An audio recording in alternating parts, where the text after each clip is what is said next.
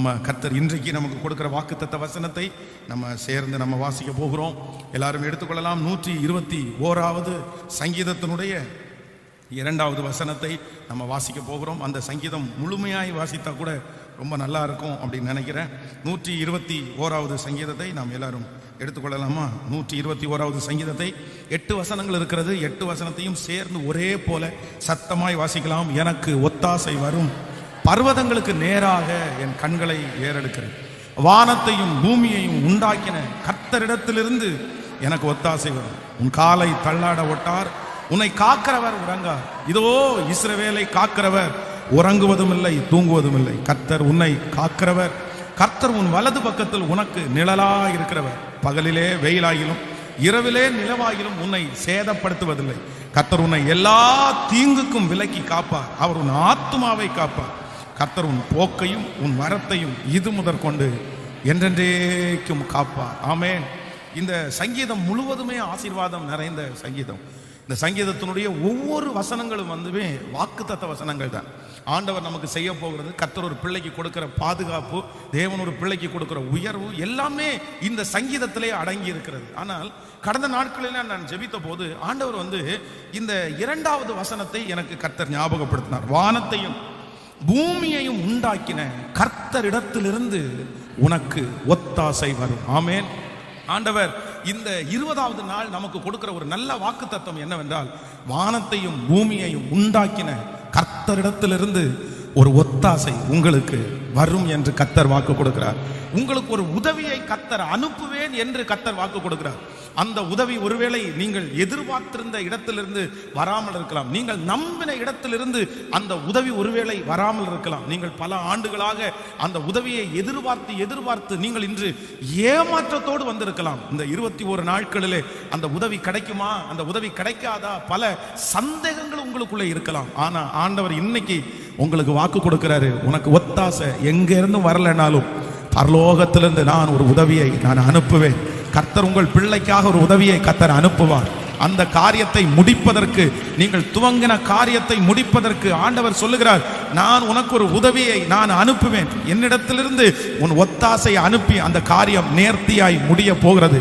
அந்த காரியத்தை கர்த்தர் முன்னின்று செய்ய போகிறார். உங்களை சுற்றி இருக்கிற அத்தனை பேரும் ஆச்சரியப்படுற அளவிற்கு அந்த காரியம் பிரம்மாண்டமாய் செய்து முடிக்கப்படுகிறது. ஹல்லேலூயா. அநேகர் உங்களை பார்த்து ஆச்சரியப்பட போகிறார்கள். இவனுக்கு இந்த காரியம் எப்படி நடந்தது, இவர்களுக்கு இந்த காரியம் எப்படி நடந்தது. ஒருவேளை நீங்கள் ஜெபிக்கிற, நீங்கள் முயற்சி எடுத்த, நீங்கள் ஆரம்பித்த காரியம் நடக்காது என்கிற முடிவுக்கு நிறைய பேர் வந்திருக்கலாம். உங்கள் சொந்தங்கள் நிறைய பேர் வந்திருக்கலாம். அவனால அந்த காரியத்தை பண்ண முடியாது. பாரு, அந்த காரியத்தை அவன் முடிக்கும் போது கடன்காரனா தான் மாறுவான். அந்த காரியத்தை முடிக்கிறதுக்கு முன்னாடி அவன் வாழ்க்கையில பாதியை இழந்துருவான். அப்படியெல்லாம் உங்களை பார்த்து சொல்லிட்டே இருக்கலாம். இல்ல, அவன் நினைக்கிற அளவுக்கு அதை பர்ஃபெக்டா பண்ண முடியாது. அவனுக்கு யார் கொடுப்பா, அவனுக்கு யார் செய்வா? ஆனா ஆண்டவர் இன்று உங்களுக்கு வாக்கு கொடுக்கிறார். மகனே, எல்லா வாசல்களும் உனக்கு அடைக்கப்பட்டாலும், எல்லா கதவுகளும் உனக்கு அடைக்கப்பட்டாலும், இதோ திறந்த வாசலை உனக்கு முன்பாக வைத்திருக்கிறேன். அதை ஒருவனாலும் பூட்ட முடியாது. நானே அந்த ஒத்தாசை உதவியை நான் உனக்கு அனுப்பி, நீ தொடங்கின காரியத்தை உன் கரம் தொடங்கினதை உன் கரமே செய்து முடிக்கும். கர்த்தர் அந்த உதவியை நீங்கள் போகிற இடத்திலிருந்து தேவனே அனுப்ப வல்லவராய் இருக்கிறார். கைகளை உயர்த்தி ஒரு ஹல்லேலூயா சொல்லலாம். கடந்த சில மாதங்களுக்கு முன்பாக ஒரு பிரதர் ரொம்ப அழகாய் ஒரு சாட்சி சொன்னார். கிட்டத்தட்ட ஒரு கம்பெனியினுடைய அந்த பில்டிங்காக, அவர் அப்ரூவலுக்காக ரொம்ப நாள் வெயிட் பண்ணிட்டு இருந்தார். பல நாட்கள் மாற்றி இது சரியில்லைன்னு சொல்லி கிட்டத்தட்ட 3 ஆண்டுகள் அந்த வேலை தடைப்பட்டது. 3 வருஷமா அந்த அப்ரூவல் அவருக்கு கிடைக்கவே இல்லை. அப்போ ஒரு 6 மாசம் ஒரு சின்ன மாறுதலுக்காக ஒரு ஆபீசர் வந்திருக்காரு. அவரை போய் பார்த்துருக்கிறாரு. பார்த்த உடனே சரி அடுத்த மாசம் வாங்க அப்படின்னு சொல்லியிருக்கிறாரு. சொன்ன உடனே இவர் ஜெபம் பண்ணிட்டு போனாராம், ஆண்டவரே, யாராவது ஒருத்தர் கூட எனக்கு உதவி செய்ய மாட்டாங்களா? எல்லாரும் 3 வருஷமா என்ன அலைய வச்சுட்டே இருக்காங்களே, இன்னைக்கு உங்களை பார்த்து கேட்கிறேன், இன்னைக்கு யாராவது ஒருத்தருடைய கண்களை எனக்கு தயவு கிடைக்கட்டும் அப்படின்னு உள்ள போகும்போது அந்த ஆபீசர் சொன்னாராமா, சார், நான் இங்கிருந்து 6 மாசம் இருக்கலான்னு வந்தேன். இப்போ எனக்கு உடனே திரும்ப டிரான்ஸ்ஃபர். ஆனா நான் போறதுக்கு முன்னாடி யாரோ ஒருத்தருக்கு நன்மை செய்யணும்னு நினைச்சேன். 3 வருஷமா உங்களுக்கு பெண்டிங்கா இருக்கிற இதை நான் கிளியர் பண்ணி கொடுக்குறேன்னு அழகா சைன் போட்டு அந்த 3 வருஷத்தினுடைய போராட்டத்தை கர்த்தர் அன்றைக்கே முடித்தாராம். நான் நம்புறேன், அவர்கள் ஆராதிக்கிற தேவனைத்தான் நாமும் ஆராதிக்கிறோம். இன்று இந்த பலிபீடத்தில் இந்த கர்த்தருடைய வார்த்தையை நான் தீர்க்க தரிசனமாய் சொல்லுகிறேன். கர்த்தருடைய பிள்ளையே, நீ எதிர்பார்த்து சோர்ந்து போய் இந்த ஜெபத்தில் உட்கார்ந்துருக்கலாம். ஆனா ஆண்டவர் சொல்றாரு, காற்று இல்லை, மழை இல்லை, ஆனா உங்களுக்காக பரலோகமே திறந்து கர்த்தர் சொல்லுகிறார், கர்த்தர் தமது நல்ல பொக்கிஷ சாலையாகிய வானத்தை உங்களுக்காக திறப்பார். வானத்தை திறப்பார். நீங்கள் கர்த்தர் உங்களுக்கு செய்த அந்த உதவியை யாரிடத்திலையும் விவரிக்கவே முடியாது. உங்கள்கிட்ட கேட்பாங்க, எப்படி நடந்துச்சு அப்படின்னு கேட்கும்போது நீங்க ஒன்றை மட்டும்தான் கை காமிப்பீங்க, மேலே மட்டும்தான் கை காமிப்பீங்க. ஏன் அப்படின்னா அது உங்களுடைய கண்களுக்கு ஆச்சரியமானதை கர்த்தர் செய்ய போறார். ஸோ இந்த வசனத்தை வாசிக்கும் போது எனக்கு ரொம்ப ஆச்சரியமா இருந்துச்சு. தேவ மனுஷன் என்ன சொல்றான் அப்படின்னா, எனக்கு எத்தனையோ பேர் உதவி செய்வதற்கு ஆயத்தமா இருக்காங்க. நான் போய் உதவியை கேட்டா கூட எத்தனையோ பேர் சொல்லலாம், ஆனா என்னுடைய உதவி ரொம்ப பெருசு, இதை யாராலும் செய்ய முடியாது. அதனால நான் ஒன்று நினைக்கிறேன், எனக்கு ஒத்தாசை வரும். பர்வதங்களுக்கு நேராக என் கண்களை ஏறெடுக்கிறேன். வானத்தையும் பூமியை படைத்த கர்த்தரிடத்திலிருந்து எனக்கு ஒத்தாசை. உங்களுக்கு யார் உதவி செய்வார் என்று உங்களை பார்த்து கேட்குறாங்களா? உங்களுக்கு யார் ஹெல்ப் பண்ணுவாங்கன்னு கேட்குறாங்களா? நீங்கள் சொல்லுங்க, எனக்கு உதவி செய்ய போகிறவர் இந்த வானத்தையும் பூமியையும் படைத்த கர்த்தர். இந்த வானம் அவருடையதுதான், இந்த பூமி அவருடையதான். நான் நம்புகிறேன் உங்கள் தேவை உங்களுடைய தகுதிக்கு மிஞ்சி, உங்களுடைய கண்ணுக்கு மிஞ்சி, உங்களுடைய ஞானத்துக்கு மிஞ்சி ஒரு தேவையோட இந்த ஜெபத்திலே யாரோ ஒரு தேவனுடைய பிள்ளை இருக்கலாம். ஆனா ஆண்டவர் சொல்றாரு, உங்க தேவை உங்களுக்கு தான் பெருசு, ஆனா வானத்தையும் பூமியையும் படைத்த கர்த்தருக்கு அது பெரிதே இல்லை.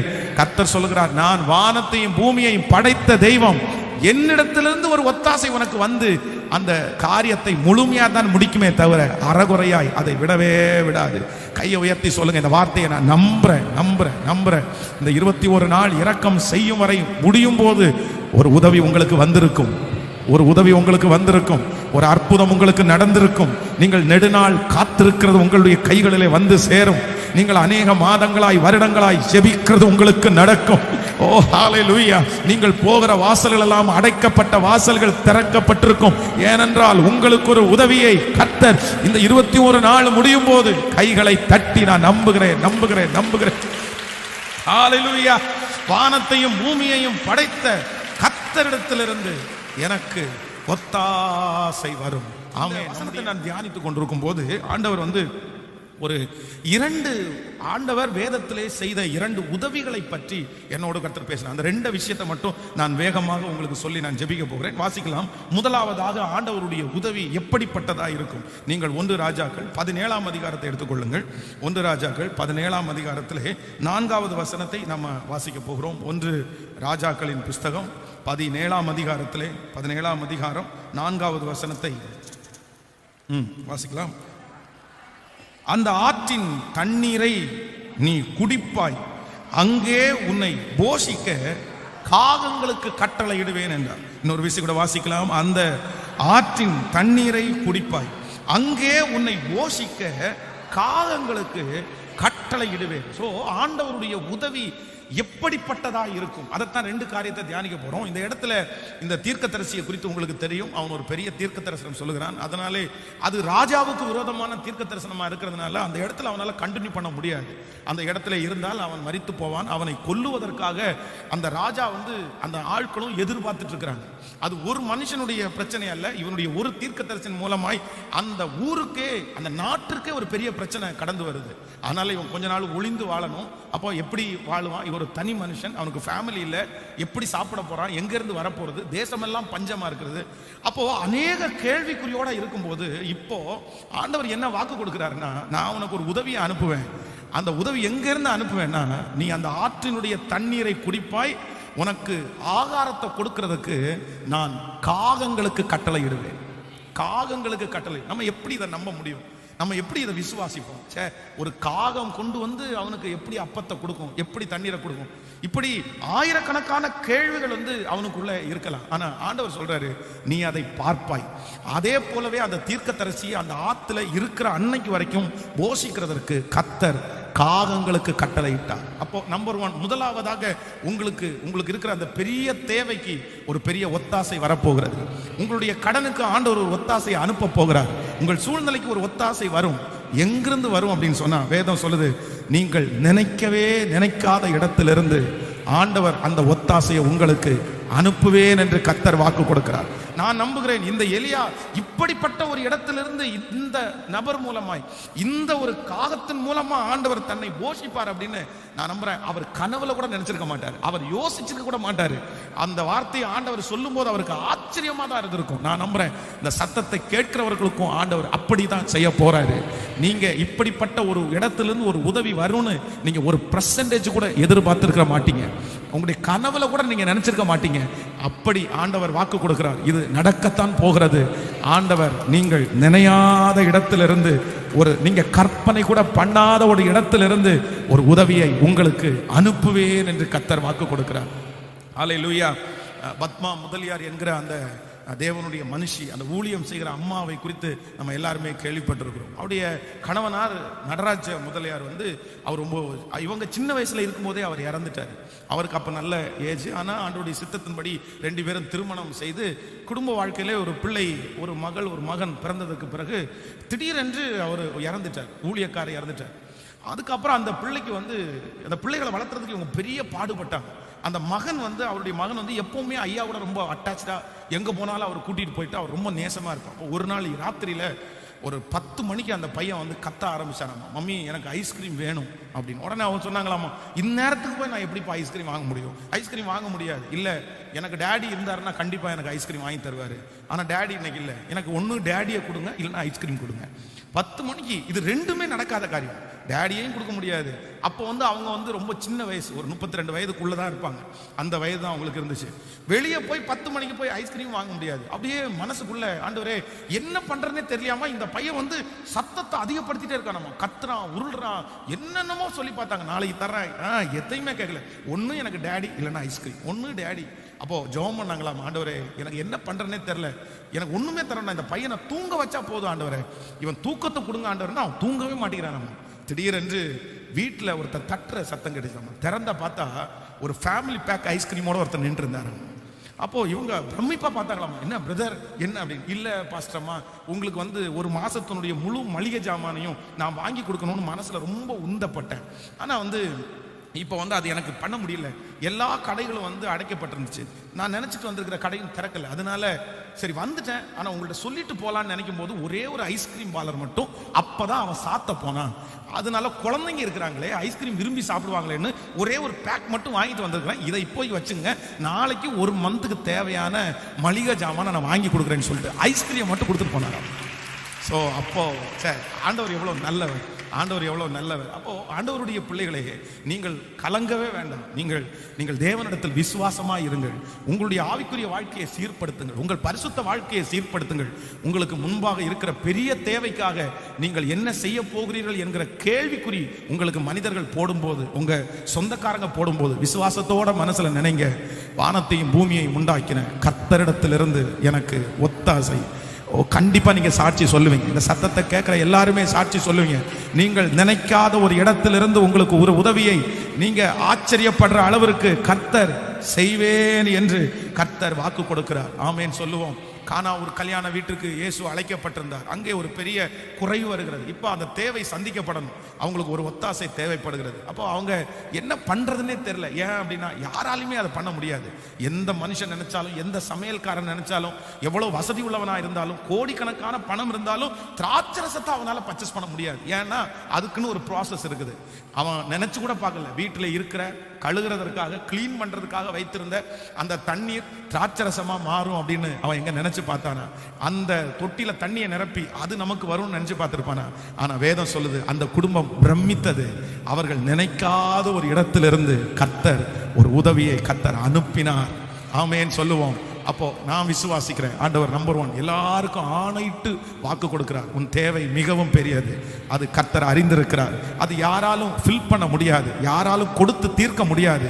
யாரும் அதை அவர்களுக்கே இல்லையே, எப்படி கொடுத்து தீர்ப்பாங்க? ஆனா ஆண்டவர் சொல்றாரு, எதிர்பாராத ஒரு இடத்திலிருந்து, நீங்க நினைக்காத ஒரு இடத்திலிருந்து, நீங்க கற்பனை பண்ணாத ஒரு இடத்திலிருந்து, அந்த காரியம் உங்களுக்கு வந்ததற்கு பிறகுதான் நீங்க சொல்லுவீங்க, இப்படி ஒரு வழி இருக்கிறது எனக்கு தெரியவே இல்லையே, இப்படி ஒரு பாதை இருக்கிறது எனக்கு தெரியவே இல்லையே.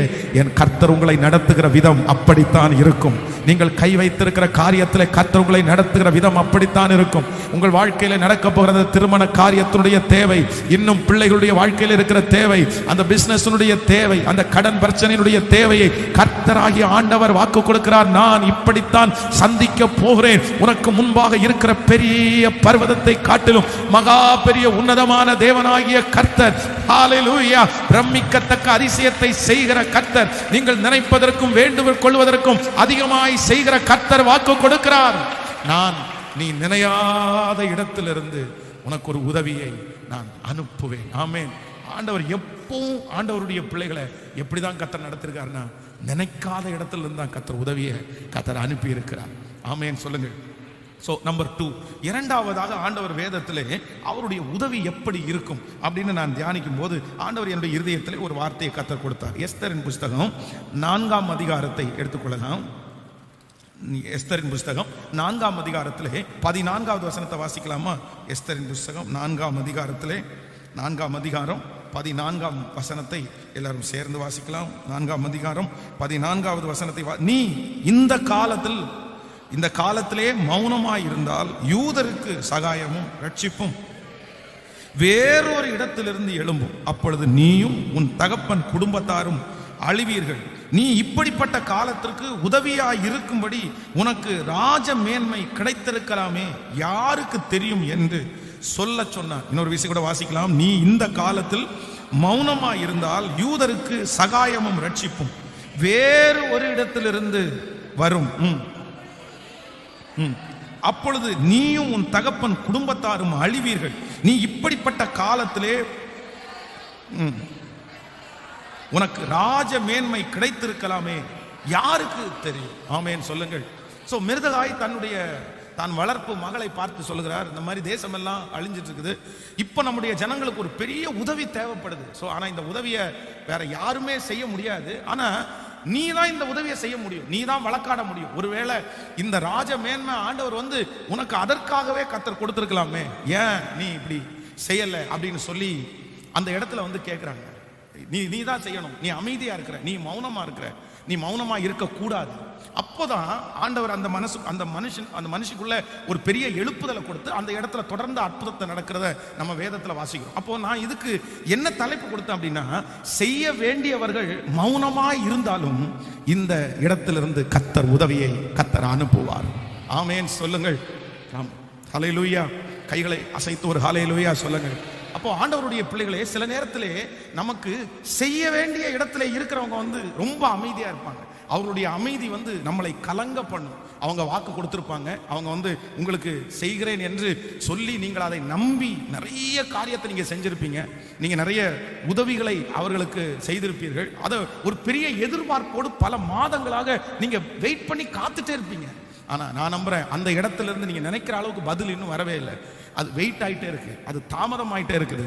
ஆனா கர்த்தர் சொல்றாரு, செய்ய வேண்டியவங்க கையை விரிச்சா கூட, செய்ய வேண்டியவங்க அமைதியா இருந்தா கூட, என் தேவனாகிய கர்த்தர் உங்களுக்கு ஒரு உதவியை வேறு ஒரு இடத்திலிருந்து, இந்த காலத்தில் நீ மௌனமா இருந்தால் யூதருக்கு சகாயமும் ரட்சிப்பும், சொல்லுங்க, வேறு ஒரு இடத்திலிருந்து. கைகளை எல்லாரும் உயர்த்தி சொல்லுவோம், எனக்கு உதவி வேறு ஒரு இடத்திலிருந்து.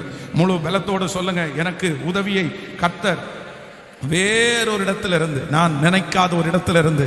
ஹல்லேலூயா. நான் எதிர்பார்த்து கொண்டிருக்கிற வாசல்கள் அடைக்கப்பட்டாலும் என் தேவனாகிய கர்த்தர் எனக்கு உதவியை வேறு ஒரு இடத்திலிருந்து, நான் எதிர்பார்த்த இடத்திலிருந்து வரல, அதனால இனி வரவே வராதுன்னு நான் நினைக்கவே முடியாது. என் தேவன் வேறு ஒரு இடத்திலிருந்து எனக்கு உதவியை கர்த்தர் அனுப்புவார். ஆமென் சொல்லுங்கள்.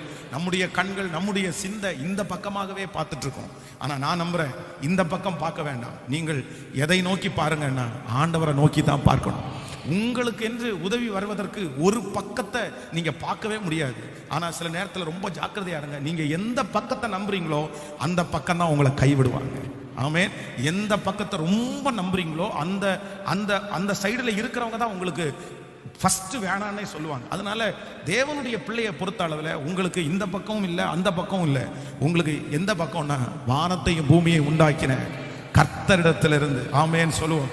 இந்த லோன் சாங்ஷன் ஆகுமா, அந்த லோன் சாங்ஷன் ஆகுமா அப்படின்னு நீங்க இங்கேயும் அங்கேயும் பண்ண வேண்டாம். ஆண்டவரே, உமக்கு சித்தமாக இருக்கிற வழிகள் ஏதாவது ஒன்றை எனக்காக தரீங்க. நீங்க எதிர்பார்த்துட்டு இருக்கிற ஒரு காரியம் அப்படியே நீளமா போயிட்டே இருக்கு, வருஷ கணக்கா போயிட்டே இருக்கு, மாதமா போயிட்டு இருக்கு.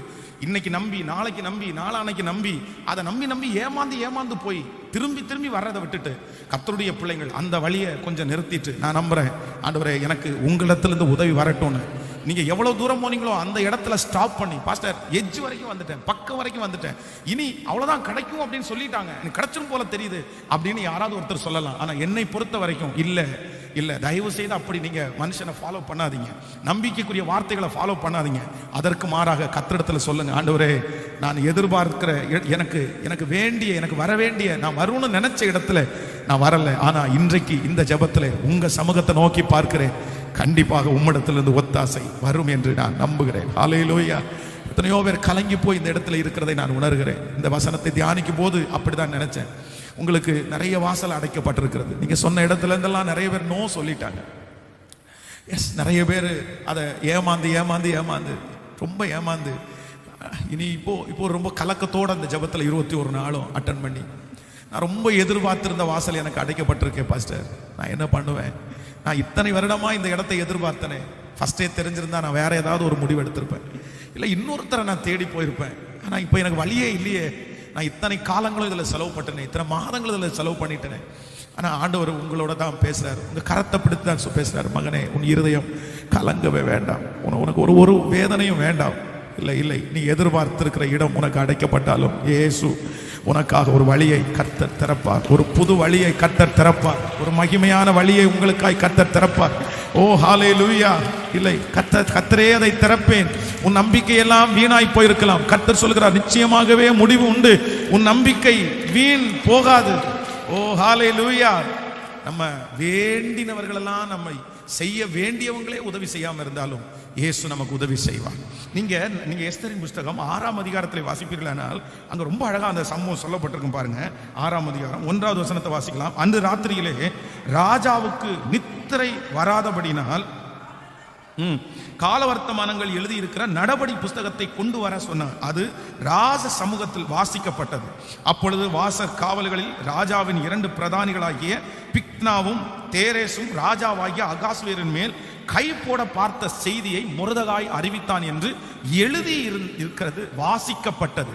அப்பொழுது ராஜா இதற்கான மொர்தெகாய்க்கு கனமும் மேன்மையும் செய்யப்பட்டதா என்று கேட்டான். அதற்கு ராஜாவை சேவிக்கிற ஊழியர்கள் அவனுக்கு ஒன்றும் செய்யப்படவில்லை என்று சொன்னார்கள்.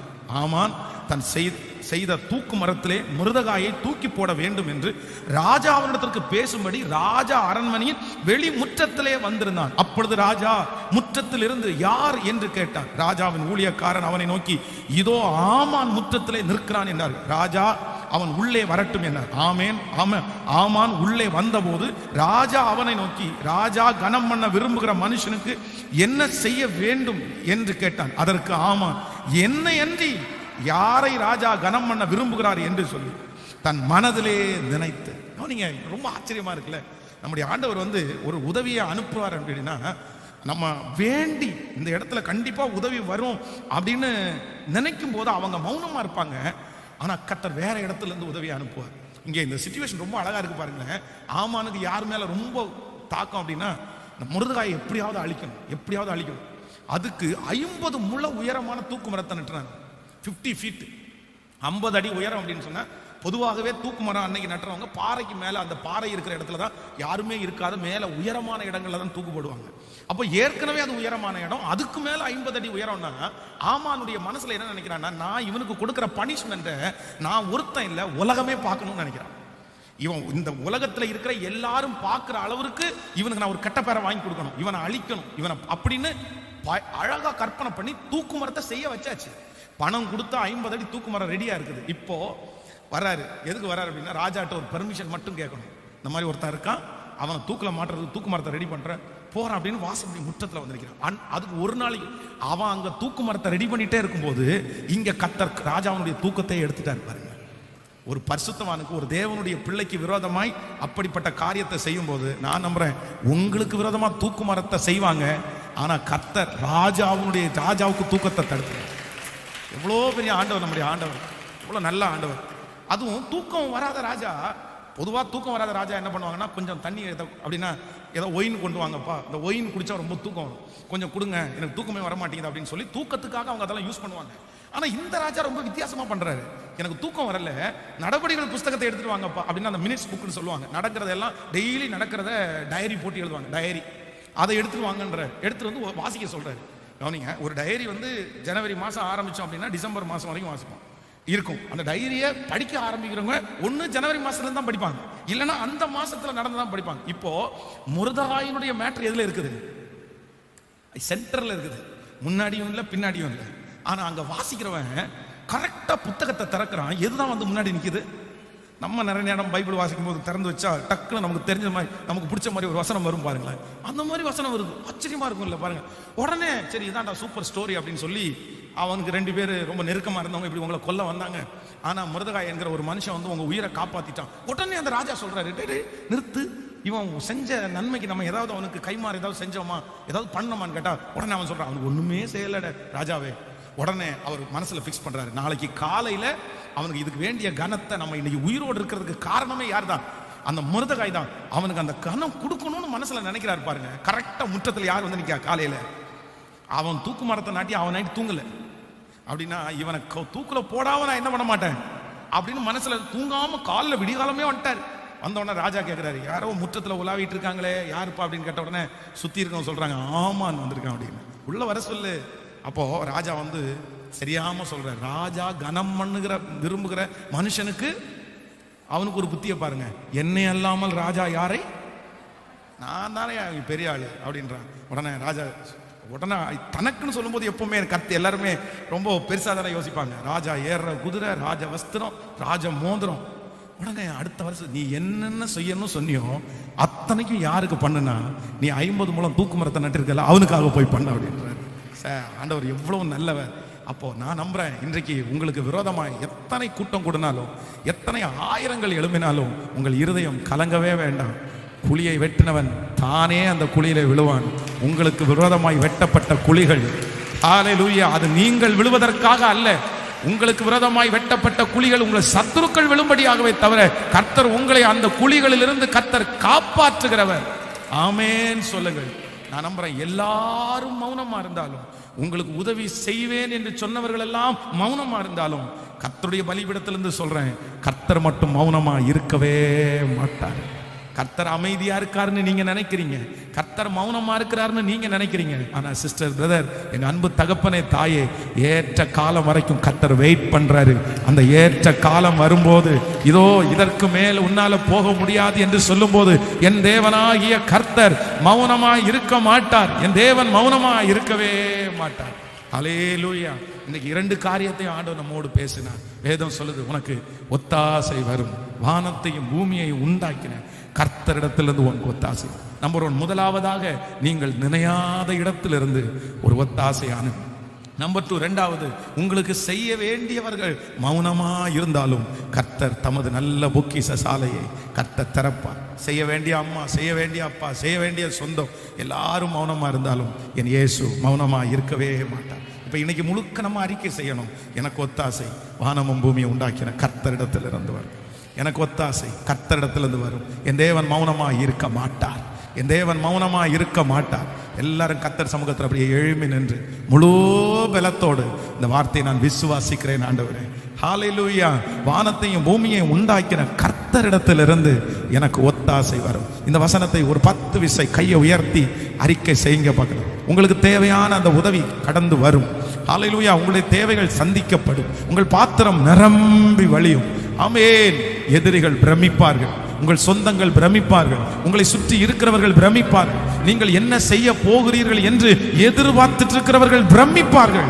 ஏனென்றால் உங்களுக்கு உதவி எங்கிருந்து வரும் என்று உங்களுக்கு மட்டுமல்ல, உங்களை சுற்றி இருக்கிற பலருடைய கேள்விகள் இருக்கலாம். இவனுக்கு எங்கிருந்து வரும், இவனுக்கு எங்கிருந்து வரும், இவனுக்கு எங்கிருந்து வரும், இவனுக்கு எங்கிருந்து வரும். ஆனா கர்த்தராகிய ஆண்டவர் வாக்கு கொடுக்கிறார், வானத்தையும் பூமியையும் உண்டாக்கின கர்த்தராகிய என்னிடத்திலிருந்து ஹல்லேலூயா சொல்லுவோம். நான் நம்புறேன் ஆண்டவரே, இந்த வசனத்தை விசுவாசிக்கிறேன். எனக்கு ஒரு உதவியை அனுப்புகிற கர்த்தர், காற்றை நான் காண மாட்டோம், மழையையும் பார்க்க மாட்டோம், ஆனாலும் பள்ளத்தாக்கை கர்த்தர் நிரப்ப பண்ணுகிறவர். நீங்கள் நினைக்காத இடத்தில் இருந்து ஒரு உதவியை அனுப்புகிற கர்த்தர். எல்லாரும் மௌனமா இருந்தாலும் மௌனமா இருக்காத ஒரு கர்த்தர் அவர். ஹalleluya. காற்றை நாம் காண மாட்டோம், மழையையும் பார்க்க மாட்டோம். காற்றை நாம் காண மாட்டோம், மழையையும் பார்க்க மாட்டோம். வாய்க்கால்கள் நிரப்பப்படும், இன்று வாய்க்கால்கள் நிரப்பப்படும். சொல்லுவோம், இயேசுவின் பிள்ளைகள் நாங்கள், எப்போதும் மகிழ்ந்திருப்போம். இயேசுவின் பிள்ளைகளே, எப்போதும் மகிழ்ந்திருங்கள். சொல்லுங்க பகலம், இயேசுவின் பிள்ளைகள் நாங்கள், எப்போதும் மகிழ்ந்திருப்போம். இயேசுவின் பிள்ளைகளே, எப்போதும் மகிழ்ந்திருங்கள். நமக்கெதிரா மந்திரம் இல்லை, குறி சொல்லல் எதுவும் இல்லை. நமக்கெதிரா மந்திரம் இல்லை, குறி சொல்லல் எதுவும் இல்லை. சாத்தானம் காலின் கீழே, இன்று சாத்தானம் காலின் கீழே. இயேசுவின் பிள்ளைகள், இயேசுவின் பிள்ளைகள் நாங்கள். தேவ அபிஷேகம், தேவ மகிமை இப்பொழுது ஒத்தாசை அனுப்புங்கள். பரலோகம் திறக்கட்டும். கர்த்தருடைய பொக்கிஷ சாலை இப்பொழுது உடைய பிள்ளைகளுக்கு திறப்பதாக. ஓ, எப்போ மகிழ்ந்திருப்போ இயேசுவின் பிள்ளைகளே, எப்போதும் மகிழ்ந்திருங்கள். ஹalleluya. Thank you Jesus. Thank you Jesus. இந்த 20வது நாளில் எங்க பிள்ளைகளுக்கு வானம் திறக்கணும், வானம் திறக்கணும். கர்த்தர் அவர்களுக்கு அனுப்புகிற உதவிய அவங்கள சுற்றி இருக்கிற நிறைய பேர் பார்த்து ஒரே ஒரு கேள்வி மட்டும்தான் அவங்க சொல்லணும், இவனுக்கு எப்படி நடக்கும்னு நினைச்சோம், அவனுக்கு எப்படி வந்துச்சுன்னே தெரியல. இதே வார்த்தைய எஸ் எஸ் கரங்களை தட்டுகிற இந்த ஜெபத்தில் இருக்கிற ஒவ்வொரு பிள்ளைகளுக்கும் இது நடக்கணும். அந்த அந்த வீடு கட்டுமான பணி முடியணும் ஆண்டவரே. அந்த திருமணம் ராஜா வீட்டு கல்யாணம் மாதிரி நடக்கணும் ஆண்டவரே. ஹalleluya. அந்த கடன் ஆண்டவர் ஒரு மெழுகு போல அப்படியே உருகி போகணும் ஆண்டவரே. அந்த லோன் ரொம்ப சிம்பிளா கட்டப்படணும் ஆண்டவரே. என் பிள்ளைங்க என்ன தேவைகளோடு இருந்தாலும் இப்பொழுது அவருடைய பாத்திரம் நிரம்பி வழியட்டும். கர்த்தர் தமது நல்ல பொக்கிஷ சாலையாய வானத்தை இப்பொழுது திறப்பீராக. நீயோ அநேகம் ஜாதிகளுக்கு கடன் கொடுப்பாய், நீ கடன் வாங்காதிருப்பாய். இப்பொழுது அந்த பாத்திரம் நிரம்பி வழியட்டும். ஹalleluya, ஹalleluya, ஹalleluya. அவங்க தொடங்கி இருக்கிற காரியத்துல உங்க கரம் இருக்கட்டும் ஆண்டவரே. அவங்க ஆரம்பிச்சிருக்கிற காரியத்துல உங்க கரம் இருக்கட்டும் ஆண்டவரே. இருக்கட்டும் ஆண்டவரே. நீர் எத்தனை நல்லவர், எத்தனை நல்லவர். ஆமென். ஹalleluya. ஒரு நிமிடம் கண்களை திறந்து பாருங்கள். ஒரு சாட்சியை கண்டிப்பாக நான் சொல்லி ஆகணும். வேதாம கல்லூரியிலே வார்டனாக நான் இருக்கும்போது அந்த காலேஜில் அந்த பாத்ரூம் எல்லாம் ரொம்ப மோசமாக இருந்துச்சு. இந்த ஸ்டூடெண்ட்ஸ் யூஸ் பண்ணுற பாத்ரூம் ரொம்ப மோசமாக இருந்துச்சு. அப்படின்னா அவ்வளோ நல்லா குளிக்க முடியாது. பாத்ரூமுக்கு தண்ணி வந்து பார்த்தீங்க அப்படின்னா வெளியே இருந்து நம்ம பக்கெட்டில் எடுத்துகிட்டு போய் அந்த இது பண்ணணும். அது ரொம்ப டிஸ்டர்பன்ஸாக இருந்துச்சு. அதுவும் வந்து ஒரு 4 பாத்ரூம் மட்டும்தான் இருந்துச்சு. ஸ்டூடெண்ட் 35 பேர் இருந்தாங்க. அப்போ வந்து பாஸ்டர் ஏசுபால் அவங்க ஐயா தான் வந்து அசோசியேட் டைரக்டராக இருந்தாங்க. அப்போ அவங்களுக்கு அது மேலே ஒரு தாகம் வருது. சரி, எப்படியாவது இந்த பாத்ரூமை கட்டிட்டோன்னா இந்த பிள்ளைங்க நல்ல சந்தோஷமாக அது காரியத்தை செய்வாங்க, அவங்களுக்கு கொஞ்சம் ஈஸியாக இருக்கும் அப்படின்னு நினச்சி அவங்க மேலிடத்தில் அப்ரோச் பண்ணுறாங்க. ஆனால் வந்து அப்போது ஃபண்டு எதுவுமே இல்லை, இப்போ ஃபண்ட் இல்லை, எதுவுமே பண்ண முடியாது அப்படின்னு அவங்க சொல்கிறாங்க. அப்போ அடுத்த ஒரு 1 மந்த்துக்குள்ளே ஒரு ஃபாரின் ஒருத்தர் வந்து வெளிநாட்டிலேருந்து ஒருத்தர் ஊழியம் செய்கிறதுக்காக வர. அப்போ அவர் எதேர்ச்சியாக வர்றாரு. வரும்போது வந்து பாஸ்டர் வந்து அந்த பைபிள் காலேஜெல்லாம் சுற்றி காமிக்கிறார். காமிக்கும் போது ஒரு பாத்ரூமை திறந்து அவர் காமிக்கும் பார்த்தீங்கன்னா, கரெக்டாக அவர் பாத்ரூமை பார்க்குறாரு. அந்த நேரத்தில் மேலேருந்து ஒரு அந்த காங்கிரீட் இது உடஞ்சி விழுந்து அதுலேருந்து தண்ணி ஒழுகுது.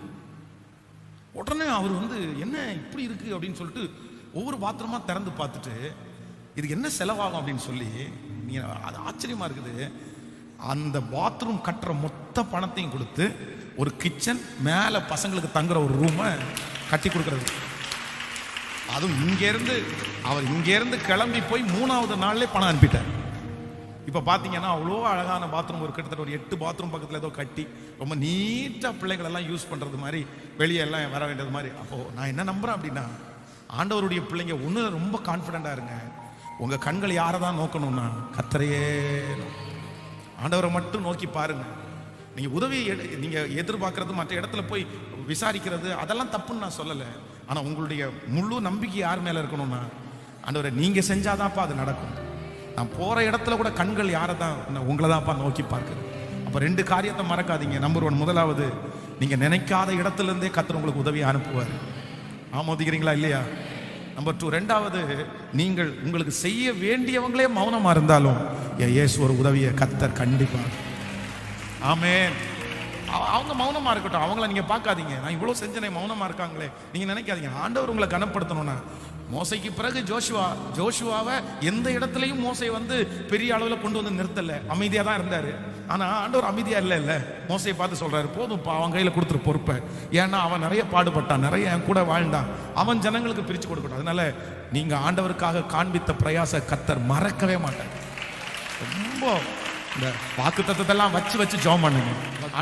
கர்த்தர் உங்களை ஆசீர்வதிப்பார். உங்களுக்காக ஜெபிக்கிறேன். ரொம்ப சந்தோஷமா இருக்குது. இவ்வளோ காலையில இத்தனை பேர் வந்து இங்கே அட்டன் பண்றது உண்மையிலே பெரிய மகிழ்ச்சி. இதற்குரிய பலன ஆண்டவர் உங்களுக்கு தருவாரு. நம்முடைய பட்டணத்தினுடைய எழுப்புதலுக்கு இது ஒரு பெரிய ஆரம்பம். ஆமென் சொல்லுங்கள். ஆமென். நான் ஜெபிக்கிறேன். எல்லாரும் கண்களை மூடிக்கொள்ளுங்கள். தகப்பனே, எங்கள் இஸ்ரவேலின் ஜெயபலமானவரே, இந்த இரக்கம் செய்யும் வரை கூட்டத்தை ஆரம்பத்தை விட முடிவில் நீர் கிருபையா இருந்திருப்பார். எங்கள் துவக்கம் அற்பமா இருந்தாலும் எங்களுடைய முடிவு சம்பூரணமா இருக்கிறதற்காக நன்றி. இனி நாளைக்கு நடக்கிற அந்த ஜெபத்தை கர்த்தர் ஆசீர்வதிப்பீராக. அந்த ஃபைனல் டேல கர்த்தருடைய மகிமை கடந்து வரட்டும் ஆண்டவரே. நாங்கள் எல்லாரும் சந்தோஷத்தோடு போக வேண்டும். நாங்கள் விதைத்திருக்கிறோம், வாக்கு தத்தத்தை நாங்கள் ஏற்றுக்கொண்டிருக்கிறோம், விசுவாசித்திருக்கிறோம், ஆராதித்திருக்கிறோம். இதற்கு கண்டிப்பாக உங்க சமூகத்துல கணக்கு வச்சிருப்பீங்க நாங்கள் நம்புறோம். ஆண்டவரே, இந்த பிள்ளைகளை எந்த ஆபத்துகளும் தொடக்கூடாது, மரண கண்ணிகள் தொடக்கூடாது, வியாதிகள் தொடக்கூடாது. ஆண்டவரே, துஷ்டனுடைய கண்கள் இவர்கள் மேல் படக்கூடாது. பொறாமையின் கண்கள், எரிச்சலின் கண்கள், வன் கண்கள், எல்லாவற்றுக்கும் என்னுடைய பிள்ளைகள், இந்த சத்தத்தை கேட்கிறவங்க, ஆராதனையில் இருக்கிறவங்க, ஆன்லைன்ல அட்டன் பண்றவங்க அத்தனை பேர் மேலையும் உம்முடைய பலத்த கிருபை எப்பொழுதும் இருக்கிறதற்காக உமக்கு ஸ்தோத்திரம் ஆண்டவரே. நன்றி அப்பா, நன்றி அப்பா. மனதார உம்முடைய பிள்ளைகளை நாங்கள் ஆசீர்வதித்து நாங்கள் ஜெபிக்கிறோம். கோடி நன்றி. இன்றைக்கு சொன்ன வார்த்தையின்படியே அப்பா, உதவி பரலோகத்திலிருந்து எங்க பிள்ளைக்கு தேடி வரட்டும். அந்த கதவு இன்றைக்கு இந்த 20வது நாள் திறக்கப்படுவதாக, அந்த பொக்கிஷ சாலை திறக்கப்படுவதாக. என் பிள்ளைகளுடைய பாத்திரம் நிரம்பி வழியட்டும் ஆண்டவரே. அப்பா, என் பிள்ளைகளை நம்புங்கப்பா, என் பிள்ளைகளுடைய கைகளை நம்புங்கப்பா, கோடிகளை கொடுங்கப்பா. இந்த ஜெபத்தில் இந்த சத்தத்தை கேட்கிற ஒவ்வொருத்தரும் ஒவ்வொரு சர்ச்சு கட்டணும் ஆண்டவரே, ஒவ்வொரு சர்ச்சு கட்டணும்ப்பா. இவங்க பேர்ல ஒரு சர்ச்சு கட்டணும்ப்பா. ஹல்லேலூயா. உங்களுடைய வருகை தாமதிக்குமானால் இதே கோயம்புத்தூர் பட்டணத்திலே என் கரங்கள் 100 திருச்சபையை கட்டி ஓபன் பண்றதற்கு என்ன நம்புங்க. அதற்கான பணம், அதற்கான மனிதர்களை கர்த்தர் எழுப்பி தாரும் ஆண்டவரே. உங்க பிள்ளைகளை ஆசீர்வதிக்கிறேன். இதுக்காக என் கூட சேர்ந்து உழைக்கிற லீடர்ஸ், என்னுடைய அன்பு ஊழியர்கள், தம்பிமார், ஆண்டவரே, சிஸ்டர்ஸ், ஆண்டவர் எத்தனை பேருப்பா, அவங்க நல்லா இருக்கணும்ப்பா, அவங்க ஆசீர்வாதமா இருக்கணும் ஆண்டவரே. ஆண்டவரே, எத்தனை பேர் குறைவில் இருந்து கூட இந்த சர்ச்சை எப்படியாவது கட்டணும்னு சார், அவங்க எல்லாம் நல்லா இருக்கட்டும் ஆண்டவரே. இன்னும் நேரடியாக வர முடியாதவங்க, ஆன்லைன்ல இருக்கிறவங்க எத்தனை பேர் இந்த திருச்சபையை நேசிச்சு இந்த ஊழியத்தை எப்படியாவது கட்டணும்னு ஜெபிச்சு கொடுக்குறேன். அவங்க எல்லாம் நல்லா இருக்கட்டும்ப்பா, அவங்க ஆசீர்வாதமா இருக்கும். அவங்க ஒரு குறையும் அவங்களுக்கு வந்துடவே கூடாதுப்பா ஆண்டவரே. அவங்க நல்லா இருக்கிற செய்தி மட்டும்தான்ப்பா என் காதுகள் கேட்கணும். இந்த நன்மையை அவங்களுக்காக நினைச்சிருங்க ஆண்டவரே. அவங்க குடிக்கிற தண்ணீர், சுவாசிக்கிற காற்று, ஆண்டவரே ஸ்தோத்திரம், போகிற பிரயாணம் எல்லாத்துலயும் கர்த்தருடைய கரம் இருக்கட்டும். ஹல்லேலூயா. இதுவரைக்கும் கெட்ட செய்திகளை காதுகளிலே கேட்ட ஒவ்வொருத்தரும் நல்ல செய்திகளை கேட்கட்டும், கேட்கட்டும், கேட்கட்டும். ரத்தத்திற்கு நாங்கள் மறைக்கிறோம். இயேசுவின் மூலம் ஜெபம் ஏறெடுக்கிறோம். நல்ல பிதாவே, ஆமென். என் ஆத்துமாவே கர்த்தரை ஸ்தோத்திரி, என் முழு உளமே பரிசுத்த நாமத்தை ஸ்தோத்திரி. என் ஆத்துமாவே கர்த்தரை ஸ்தோத்திரி. கர்த்தர் செய்த சகல உபகாரங்களையும் மறவாது. நம்முடைய ஆண்டவராகிய இயேசு கிறிஸ்துவின் கிருபை, பிதாவாகிய தேவனுடைய அன்பு, பரிசுத்த ஆவியானுடைய அந்யோன்ய ஐக்கியம் நம்மனோடும் இன்றும் என்றும் சதா காலம் கூட இருப்பதாக. ஆமென். ஹல்லேலூயா.